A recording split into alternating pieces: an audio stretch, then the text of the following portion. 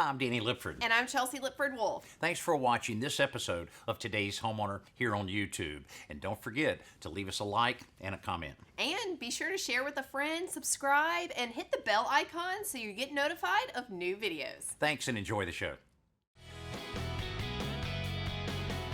The weather will soon be warming up, so this week the crew at Today's Homeowner is headed outside to make over a backyard in this special Spring Around the Yard episode. Get ready for the green. Go ahead and grab a hole. I'm so scared.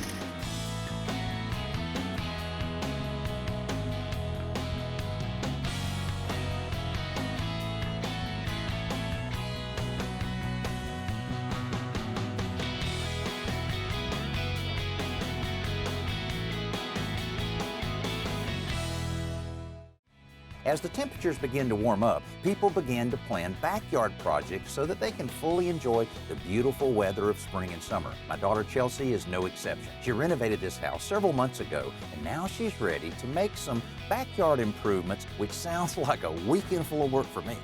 As you can see, I've got quite a stack of treated lumber here, which we'll use for our first project. That's building a privacy fence from the back corner of our property all the way down that side. Not only for privacy, but also for a little more security. Now, the second project we're going to do is something we get so many requests for information on, and that's how to build a backyard fire pit. Chelsea's already used the stackable stones to get an idea of how large it'll be so that she knows exactly what it'll look like once we install it in the backyard. Now, another thing we're going to do, you know, most people have something in their backyard that's just not that attractive, but they have to have. Well, she has a heating and cooling system that we want to kind of screen in some way, so we're going to figure out some type of lattice, maybe plant a few plants in front of it to kind of hide it a little bit, make it a little more attractive in the backyard. I'm also going to see how she likes to play with this little toy once we start putting in the fence post. But the first thing we have to do is get rid of all of the chain link fencing. The new wooden fence will follow the same path as this ancient chain link one, so the chain link has to go.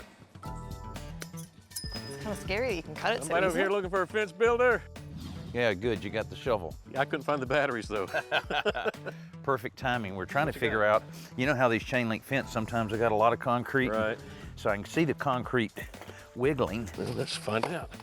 Removing these posts without breaking the thin-walled pipe is tricky. Oh, Chelsea, let's go ahead and grab your lopper. there it is. Start cutting these through here. There it is. They deserted me. What? And getting through the fence mesh is no picnic either, since the plants have grown up, around, and through it. You need these? No, the loppers, those are hedge trimmers. We need, They cut things. you need to go to todayshomeowner.com and Has she been there? get your glossary. What? Loppers. Oh, you still need those? Sorry. Y'all roll that around. I'm gonna try to clip everything I can behind it here. Ooh. Ew, those vines, they look like Jumanji weeds, like they're just gonna take over, start eating us. And some of these obstacles are bigger than others. It looks rotten, but I'm wondering, you know, in sighting down that thing, we only need to cut just a little bit of this. You don't have to cut. You could almost blow it over. Look at that. That's I just. don't know, I got a feeling it's gonna get... Thankfully, Mother Nature has already been working on this stump for some time. It's just. Oh, pull it off. Eventually, the line is cleared out, and we make a quick check of Chelsea's lot survey to make sure all of the new fence is on her property.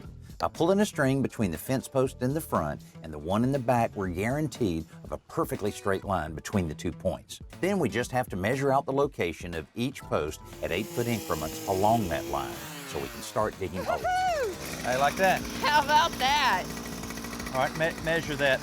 We can tunnel to China with that See thing. how deep it is. How deep does it have to be, Dad? 2 feet. Might need to go a little bit more, because 24 is to the top of the dirt mound.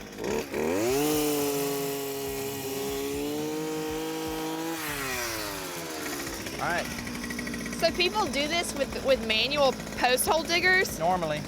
Wow, how do you dig that deep? Okay, we can get the rest of that out. Come here and you try one. Go ahead and grab a hole.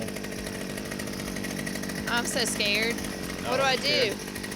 I Okay, push the little just take your trigger? time. Give it a little bit of gas. Hold on.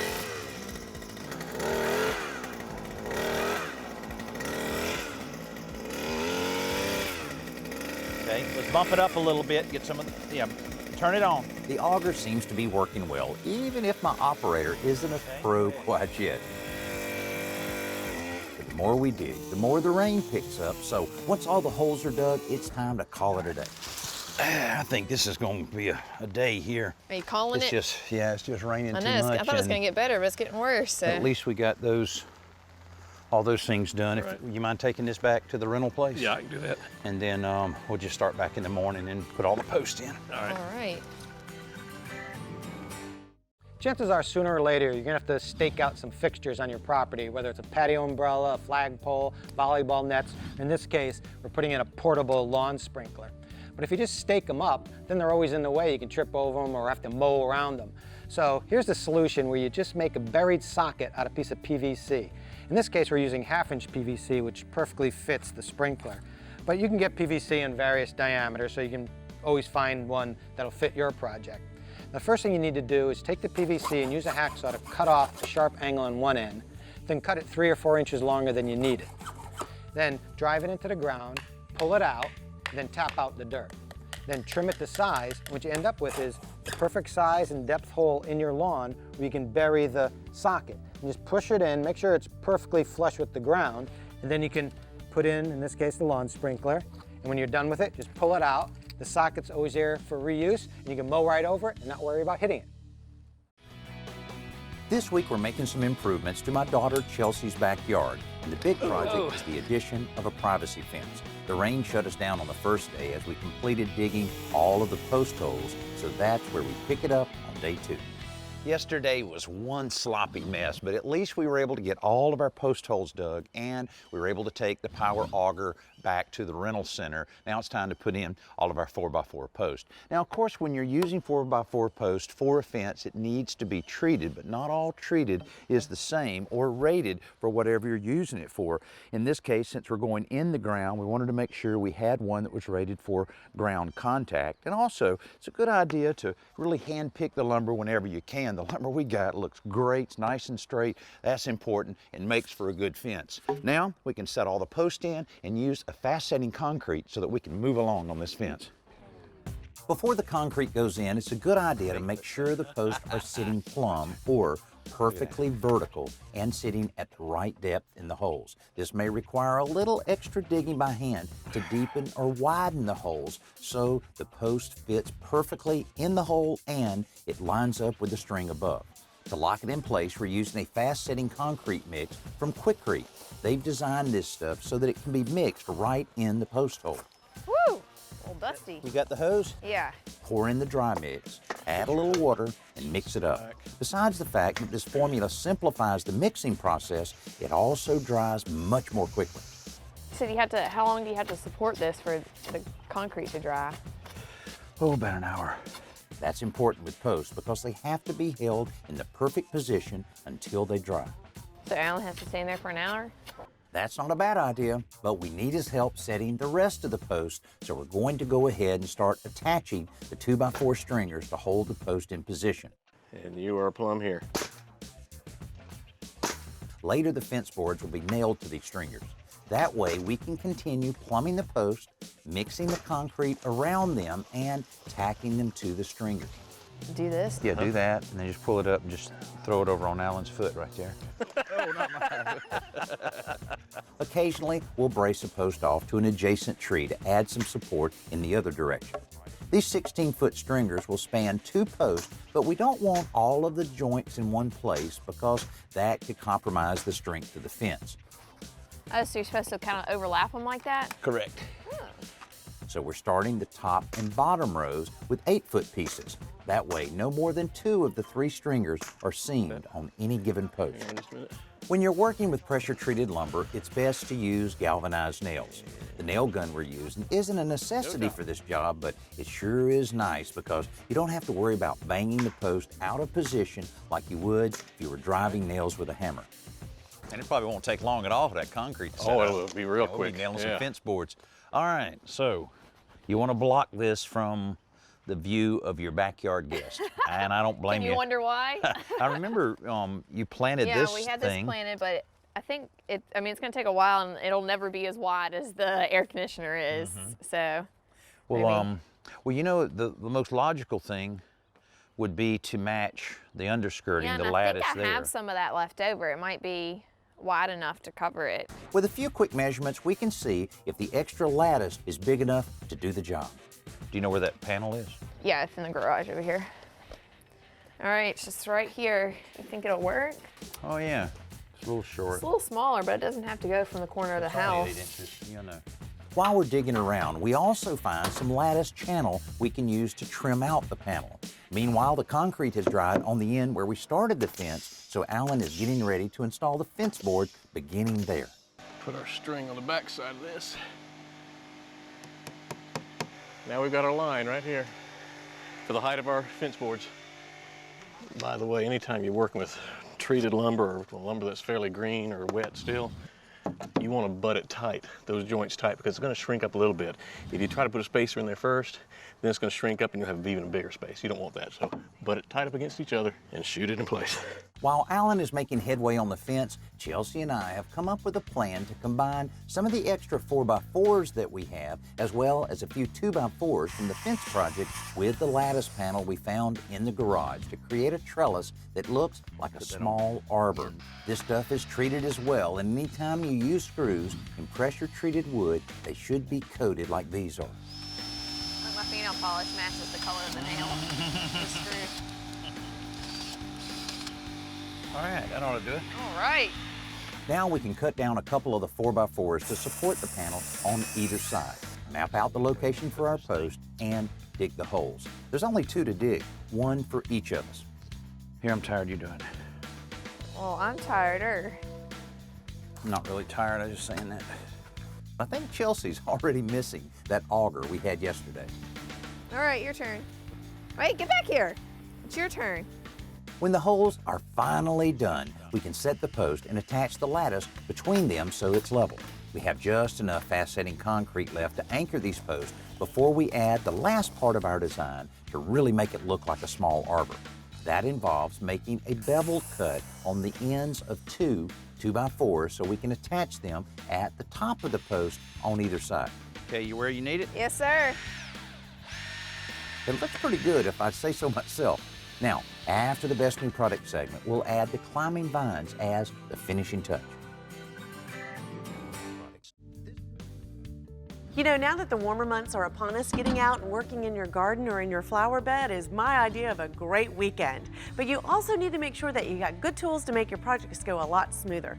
Take a look at this wheelbarrow by True Temper. What I like best about it is look how big the tub is.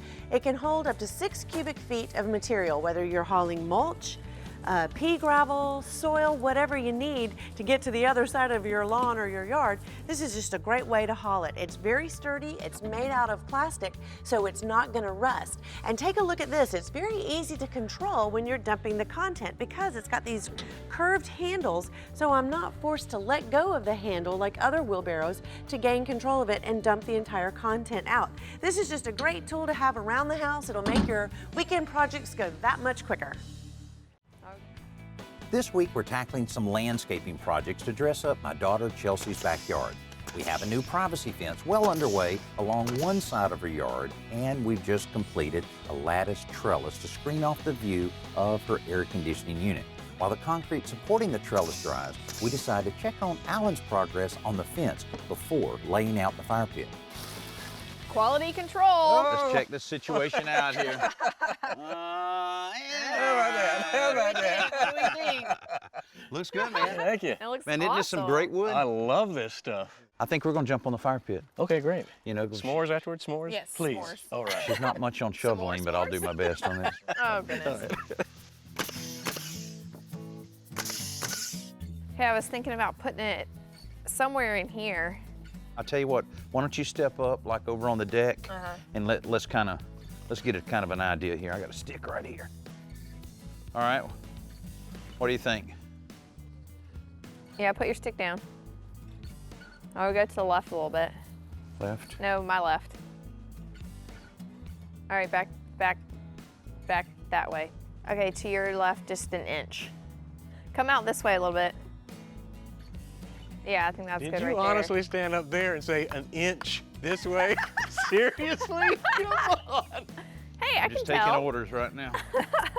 While she's in the mood to direct, we decide to position the climbing vines that'll cap off the trellis. I would put them both closer to the trellis and then move that one to that way a little bit. Mostly so that Alan can help with the heavy work on the fire pit later. Yeah, that's probably good. This Carolina jasmine should be the perfect thing to fill in this trellis and complete the disguise of that air conditioner. You use your knife to cut up the roots Oh, just yeah. a little bit. Yeah, it's a we little gotta- root bound. Hey, you're right. How'd you know all that? I'll watch our show. With the trellis and vines complete, we can finally get to work on that fire pit. I'm just gonna do 3 high. Just Man, kinda... I heard that it was kind of quiet over there. 90 feet of fence. Is that right? Done. Awesome. Yeah. All right, there you go. I would give you a high 10, but you got a handful. I know. So. That'd be great. dangerous. Moving the small mountain of debris we created while clearing the fence line will make it a lot easier to work on the fire pit. Anybody else remember when we started this project and those two left me to pull that concrete out by myself?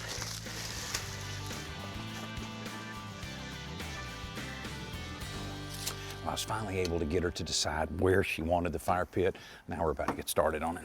All right, there you are. This fire pit kit from Pavestone includes this metal bowl with a fire screen as well as all the rumble stones necessary to complete the structure it rests on.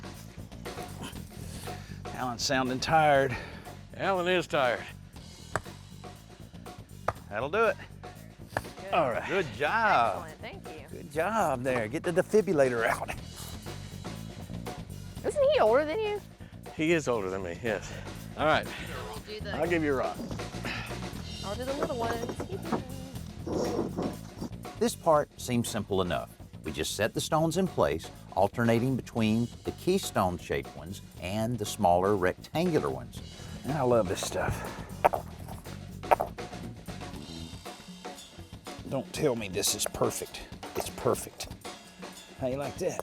That looks great. Then, when we get the first row completed, we spread a layer of construction adhesive over it before we begin applying the next course of block. Then the third row. And when we reach the top, you get the honor. Woohoo! It's time to add the bowl and the accessories. There you go. All right. Ah. Need some firewood Oh, yeah. and a few chairs. Maybe some chocolate and marshmallows. Amelia wants to know what could have caused my water bill to triple. If you've experienced a significant increase in your water bill, this could be the culprit. The toilets in your home account for about 25 to 30% of your total water bill, so a small leak here could represent thousands of gallons of wasted water. Now, the most common problem with a toilet that causes it to use that kind of water is the seal between the tank and the bowl. Now, you can test that a couple different ways. First of all, take the lid off the tank, put just a little bit of food coloring in the tank, and if it shows up right away in the bowl, you definitely have a problem with that seal. Another way to check it is just before you go to bed, turn the water valve off for the supply right at the wall. Then the next morning, check the tank. If it's not full, you have a problem. The good news, to solve the problem, it's only about $5 worth of materials and about 10 minutes of your time. Boy, it didn't take you long to start using your fire pit. No, I couldn't wait. I was so excited. Oh, I'm excited. I see s'mores. Yeah, I Hey, came yeah, through let on my me- promise. Let me get this off the top and we'll have a few of those. You guys see my new addition over there, the little tree face bird feeder? Huh.